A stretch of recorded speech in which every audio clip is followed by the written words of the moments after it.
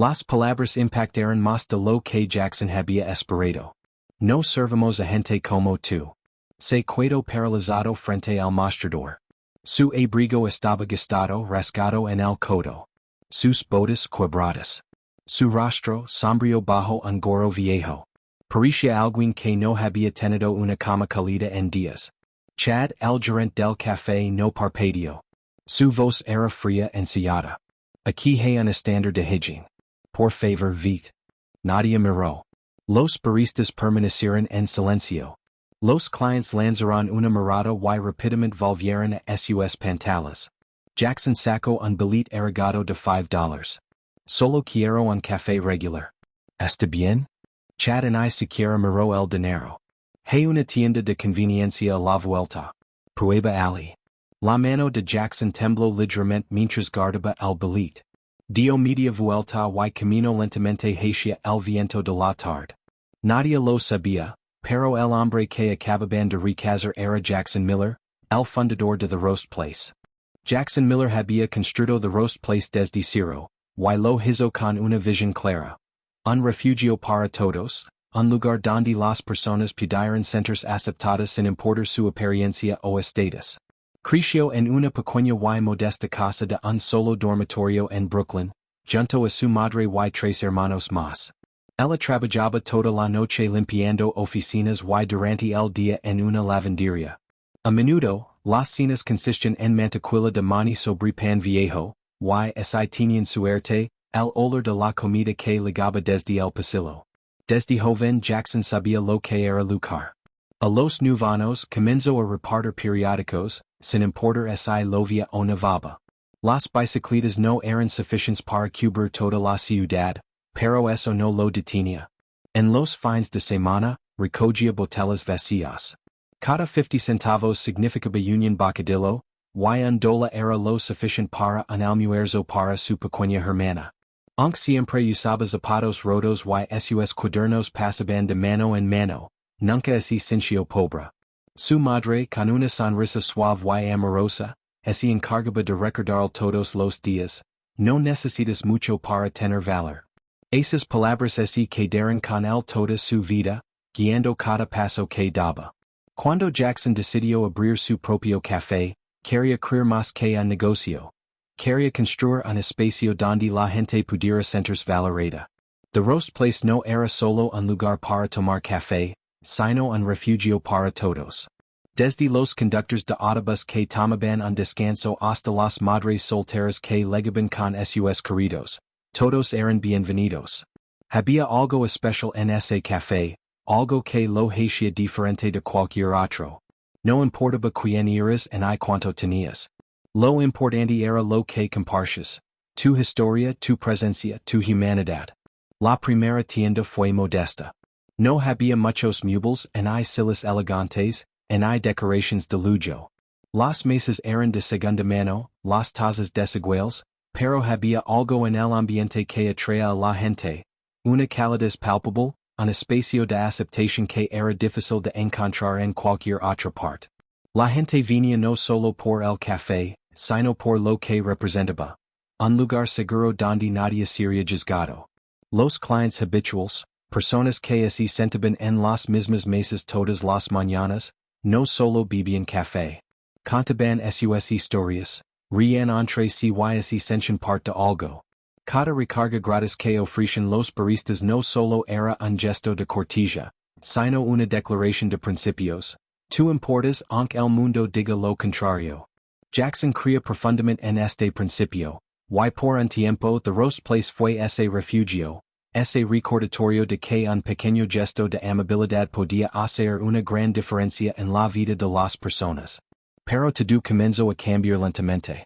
A medida que el negocio crecía, algo dentro de él se empezaba a desvanecer. La expansión trajo consigo nuevos desafíos, nuevos clientes, y una presión para mantener el flujo de dinero en aumento.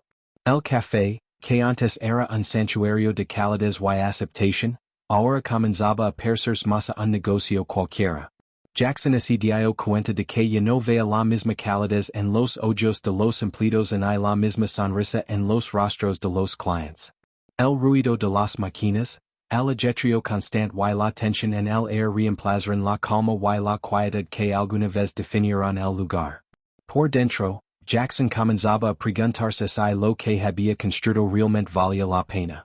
En su mente, la visión de un espacio inclusivo se diluía poco a poco mientras el negocio cambiaba de rumbo hacia algo más lujoso, más selectivo, más dirigido a una clientela que encajara con una nueva imagen que se estaba forjando. Pronto se introdujeron nuevas políticas. Descuentos eliminados, promotions para aquellos con menos dinero se discontinuaron, y el ambiente se volvía más frío, más distante. Y no era un lugar donde se celebraba la diversidad, sino uno que la filtraba. Un día, sentado en una esquina del café, Jackson observó a su alrededor. Los empleados no se rían como antes. Y no se sienten cómodos. La mirada de Chad, el gerente, se volvía más dura con cada día que pasaba. Y no había espacio para los que no tenían lo suficiente. Y lo peor de todo era que nadie parecía notarlo. Nadie parecía importarlo. Lo que más le dolía era ver cómo su visión, la visión que había comenzado con tanto amor, estaba siendo despejada lentamente, convertida en un espectáculo para atraer a los ricos y poderosos. Lo que Jackson no sabía era que aún quedaba una chispa de la vieja esencia de The Roast Place, escondida entre las sombras, esperando el momento adecuado para resurgir. Y ese momento estaba a punto de llegar, aunque no de la manera que él esperaba. Las cosas comenzaron a desmoronarse más rápido de lo que Jackson podría haber anticipado. Fue un día cualquiera, o eso pensó al principio, cuando se dio cuenta de que algo estaba muy mal. Se sentó en su lugar habitual, en la esquina del café y observó la escena. Un hombre con botas de trabajo entró, sudoroso, cansado, con el casco de seguridad en la mano. Se acercó al mostrador, su voz baja y respetuosa, pidiendo un café pequeño. Pero Chad, el gerente, apenas lo miró. Estamos a punto de limpiar la cocina. Vuelve en una hora, dijo Chad, sin dar espacio para una conversación. El hombre, sin decir una palabra, asintió, salió del café y desapareció. Jackson observó, sintiendo una sensación incómoda en su pecho. ¿Cómo podía ser que alguien fuera recusado de su propio lugar por algo tan simple como pedir un café? Minutos después, una mujer con tacones entró, y Chad fue el primero en acercarse a ella, mostrando una sonrisa y saludándola como si fuera una vieja amiga. Miss Holloway, su latte está listo. He reservado su mesa favorita, dijo con un tono servicial casi excesivo. La diferencia era clara. El trato no se medía por las mismas normas. Jackson miraba todo desde su rincón, observando cómo se destruía todo lo que había amado y cuidado. No era solo una cuestión de clientes, sino de lo que representaban. Mientras una parte del café continuaba siendo cálida y accesible para algunos, otra parte se había convertido en un espacio frío, donde la gente de clases más bajas o con aspecto de ser menos afortunados era ignorada o recusada. Y ese cambio no estaba ocurriendo por accidente. Emma, una de las baristas, trataba de mantener la esencia del lugar. Había algo en su sonrisa, en sus gestos suaves, que recordaba a los primeros días. Pero todo eso estaba a punto de cambiar. Chad se acercó a ella un día, mientras ella entregaba una comida gratis a un hombre sin hogar que entró al café. No estás aquí para regalar cosas. Eso es robo, le dijo, sus palabras frías como el hielo. Emma, con su rostro brillando ligeramente, no respondió. Sabía lo que se llegaba. El miedo en sus ojos no pasó desapercibido para Jackson. Él también lo vio. La niña, la que había sido la primera en mostrar calidez en ese lugar, ahora estaba siendo castigada por mantener viva la humanidad del café. Y algo en Jackson se rompió. No podía cuidarse de brazos cruzados. No después de todo lo que había luchado por creer. Observó el café con más atención. Vio a Rachel, otra empleada, siendo obligada a cuidarse más tiempo de lo que podía por un gerente despiadado. Vio a Emma calada, sacrificando su humanidad por mantener su trabajo. ¿Cómo había llegado a esto? Un lugar que una vez fue sinónimo de inclusión y calidez, ahora solo era un reflejo vacío de sí mismo. Y lo peor de todo era la manera en que todo eso estaba siendo cuidadosamente ocultado bajo la fachada de un negocio eficiente. Los recortes de beneficios para los trabajadores, las reglas que favorecen a los ricos, y las decisiones tomadas a espaldas de los clientes y empleados. Chad, sin que nadie lo supiera, estaba manipulando los informes financieros del café, inflando las ganancias, recortando horas de trabajo, eliminando los descuentos que hacían que algunos clientes pudieran permitirse un café.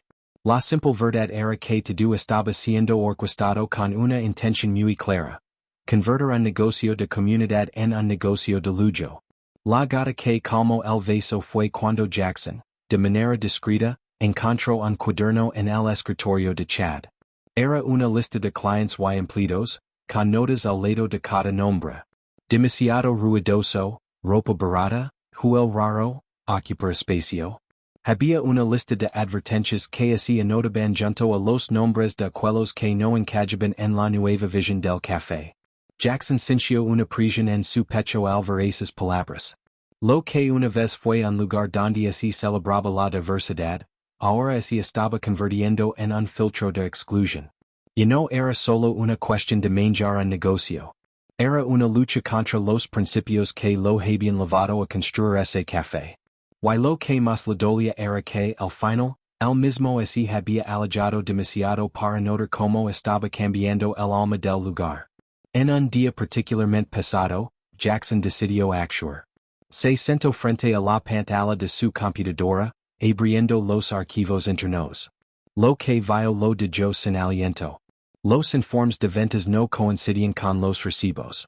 Los margins se inflaban. Las horas de trabajo de los empleados se recordaban. Había miles de dólares faltando, desaparecidos. Lo peor de todo era que nadie parecía darse cuenta, o quizás nadie quería hacerlo. Chad no solo había destrozado lo que había construido, sino que lo había robado. Jackson sentía una mezcla de impotencia y furia contenida. Pero no había a permitir que todo se derrumbara sin hacer algo. Sabía que no podía seguir mirando desde las sombras. Y no era solo su café lo que estaba en juego. Era la dignidad de las personas que una vez habían encontrado un refugio allí, y que ahora se ven desplazadas. Había llegado el momento de enfrentarse a la verdad. Y la verdad comenzaba con un simple clic. Era temprano en la mañana cuando Jackson decidió que ya no podía esperar más. Había pasado días observando, recolectando pruebas, viendo cómo todo lo que una vez amó y construyó se desmoronaba lentamente bajo el peso de la codicia y la indiferencia. Pero ese día algo en su interior cambió. Sabía lo que tenía que hacer. El café estaba tranquilo, y Chad parecía estar ocupado con los preparativos para una reunión, ensayando su discurso para impresionar a un supuesto grupo de inversores. Jackson no lo sabía todo en ese momento, pero sí entendía lo suficiente. El hombre frente a él no estaba interesado en hacer crecer el negocio. Estaba decidido a reconfigurarlo por completo. Y no se trataba de servir a todos, se trataba de servir solo a los ricos, a los que podían pagar el precio por estar allí. Los descuentos, la inclusión, los servicios a los clientes más humildes, todo eso estaba siendo eliminado bajo la promesa de elevación de marca y exclusividad. El café, que alguna vez fue un refugio para los menos afortunados, ahora solo serviría a aquellos que podían pagar por una experiencia de lujo. Jackson observó cómo Chad repasaba sus diapositivas, sonriente, mientras los empleados apretados en el fondo, se preparaban para lo que sería una farsa de reunión. No sabía qué esperar, pero algo le decía que el día de Chad había llegado. Sin embargo, lo que nadie esperaba era que Jackson estuviera allí, justo en el centro de la tormenta. Jackson había planeado su momento con precisión. No era solo un golpe de suerte. Había estado recolectando pruebas durante días. Fotos de informes manipulados, grabaciones de las amenazas de Chad, correos electrónicos que mostraban la corrupción interna. Todo lo que Chad había intentado ocultar estaba ahora en las manos de Jackson. Y estaba listo para revelarlo. A las 10:30, cuando la sala estaba llena de empleados y Chad ya comenzaba a dar su presentación, la puerta se abrió. Un hombre de respecto comen, con un abrigo redo y botas gastadas, entró al café. Jackson no sonrió, no saludó a nadie, simplemente se dirigió al centro de la habitación. La expresión de Chad cambió al instante. Su rostro así crispo. Miró a Jackson como si fuera una amenaza, y su postura se volvió rígida. Seguridad, gritó Chad sin poder ocultar la sorpresa en su voz. Los baristas miraron en silencio confundidos, pero no dijeron nada. Jackson no se movió. Sabía lo que había suceder. En lugar de irse, se acercó al mostrador y sacó un pequeño papel de su bolsillo. Lo colocó frente a Chad y con una calma inquietante dijo, no pertenezco aquí. La sala se quedó en silencio. Los murmullos comenzaron a crecer mientras todos esperaban la reacción de Chad. Él miró el papel y luego a Jackson, su rostro cada vez más pálido. Esto no tiene sentido, balbució, mirando a su alrededor como si necesitara algún tipo de apoyo. Jackson no lo dejó seguir. En realidad sí tiene sentido, dijo con voz firme, porque soy el dueño de este lugar. Y creo que todos aquí deberían saber lo que has hecho. La tensión en el aire se hizo palpable. Jackson empezó a revelar lo que había descubierto. Los informes financieros falsificados, las grabaciones de las amenazas de Chad hacia los empleados, las notas que discriminaban a los clientes y empleados, todo el plan de Chad para convertir el café en una marca exclusiva para gente adinerada. La pantalla detrás de Jackson proyectaba cada prueba, con imágenes, grabaciones y correos electrónicos claramente expuestos.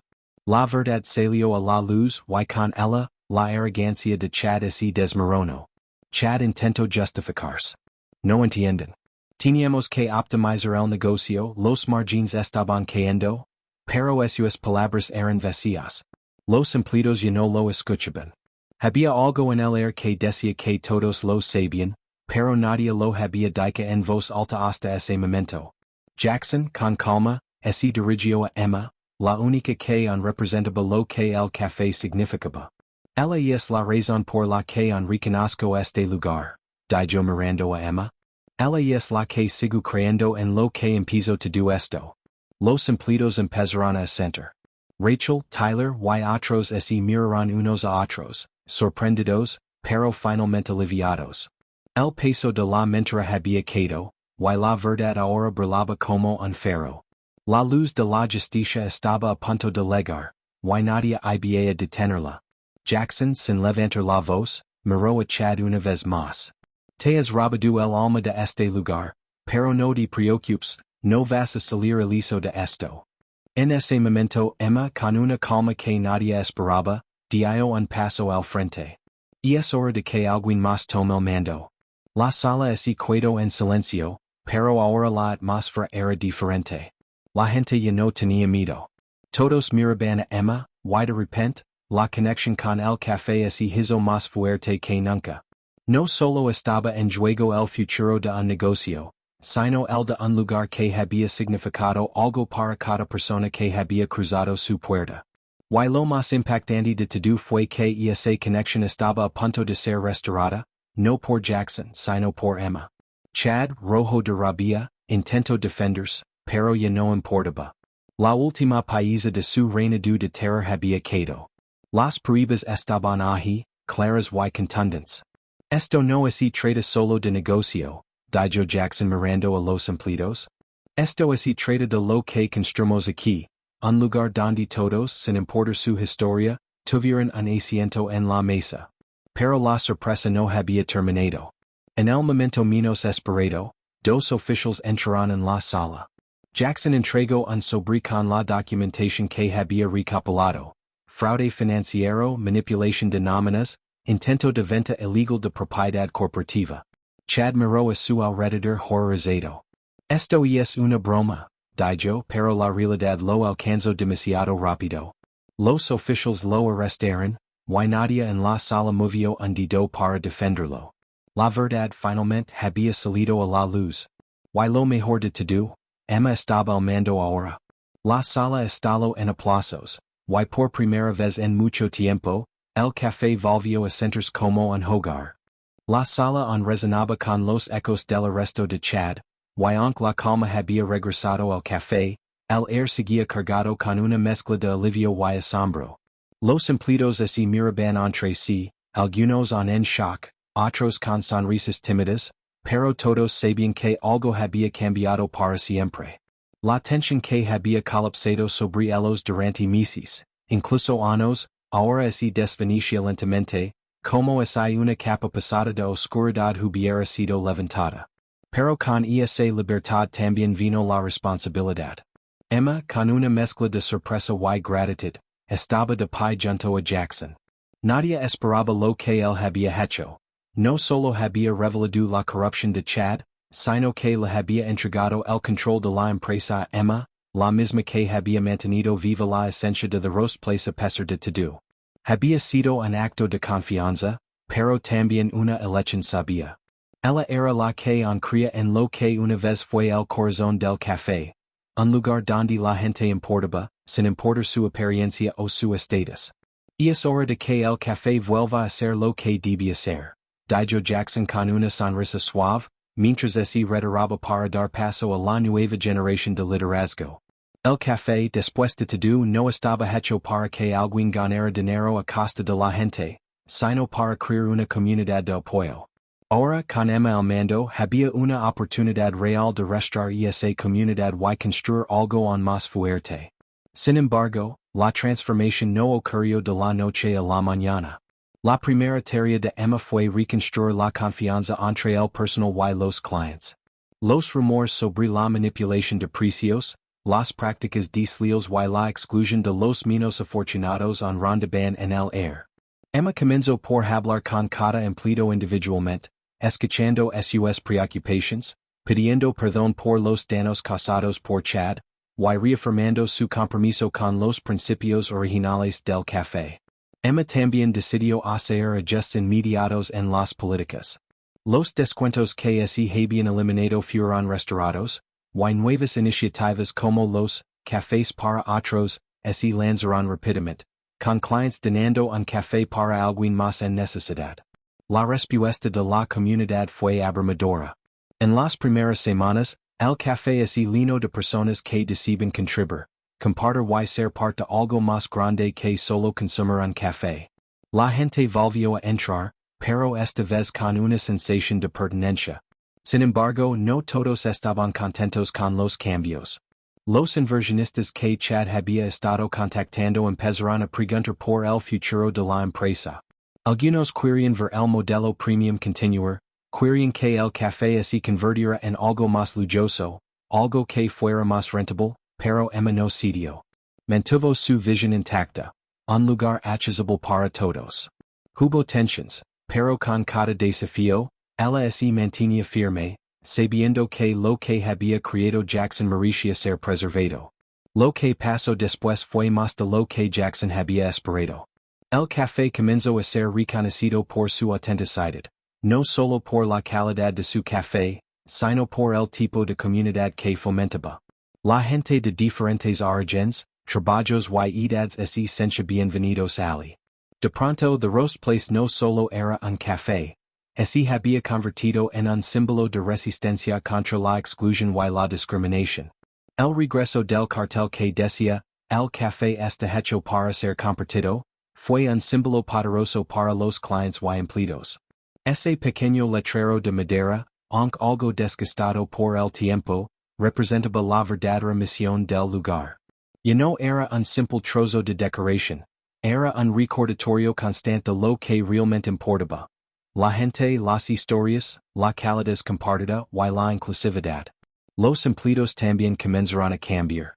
Emma se encargó de ser un líder, no solo en términos de administración, sino como alguien que escuchaba y apoyaba a su equipo. Con el tiempo, las sonrisas regresaron, las risas resonaron nuevamente en los pasillos del café, y lo que había sido un espacio frío de prisión y miedo se transformó en un lugar vibrante de apoyo mutuo. Pero no todo fue fácil. La vida de Emma también cambió. El peso de la responsabilidad era grande, y aunque el café había renacido, no pudo evitar preguntarse si había tomado la decisión correcta al aceptar el desafío de liderar. La incertidumbre on estaba presente en su corazón. ¿Sería capaz de mantener lo que Jackson había creído? La presión era intensa, pero también lo era su determinación. Tenía a su lado a los empleados que habían estado con ella en los momentos más difíciles. Y juntos iban a asegurarse de que el alma del café nunca se perdiera. En cuanto a Jackson, él se retiró en gran parte de la vida pública del café, pero siempre estuvo presente, observando con orgullo desde la distancia. Lo que había logrado era más grande que él, más grande que cualquier negocio. Había creado un lugar donde la gente podía ser vista, escuchada y aceptada. Había dado a los demás la oportunidad de aprender lo que significaba la verdadera comunidad. Pero la mayor lección que Jackson había aprendido no se encontraba en las finanzas ni en los números.